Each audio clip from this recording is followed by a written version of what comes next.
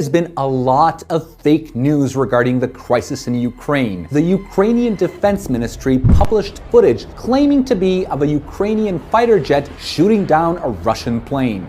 But some Twitter users realized that this footage was actually created in a video game called Digital Combat Simulator World, developed by Eagle Dynamics and originally posted as a YouTube video, as confirmed by Reuters. And this is just the tip of the iceberg when it comes to social media disinformation about Ukraine. So let's look at a few examples.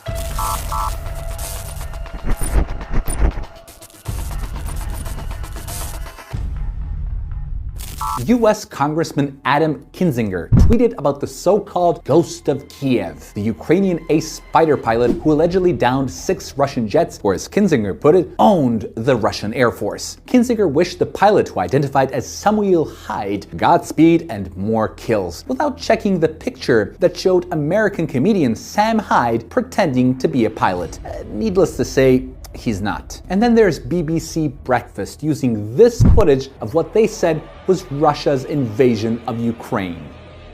But in fact, this is just old footage of a Russian military parade rehearsal near Moscow from May of 2020. You also probably saw images of Ukrainian President Zelensky in full military uniform bravely fighting off the Russian advance in the country's capital Kiev in person. But in fact, the photos were from April 2021, when Zelensky was inspecting Ukrainian troops in the country's eastern border, nowhere near Kiev, of course. But in this horrific video, we see what many media outlets described as a Russian tank purposefully swerving off course into oncoming traffic to squash a Ukrainian civilian in Kiev. Miraculously, the driver survived. But many people on social media spotted that it wasn't a Russian tank, but rather a Ukrainian armored vehicle, noting it was probably an accident. And of course, you must have seen this viral video of a Ukrainian father sending his daughter off to safety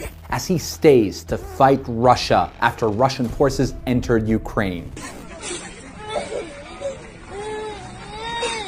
The media pounced on these heartbreaking images without saying that the footage was actually filmed before Russia started its military operation, after the breakaway leaders in Donbass advised evacuation. The girl is being sent to Russia to seek refuge rather than fleeing their forces. There are so many more examples, but the most telling are the tons of fake images circulating online of Russia bombing Ukraine that are actually images of NATO's bombing of Yugoslavia, Iraq, and others. It would be impossible to show them all, but it is ironic, isn't it?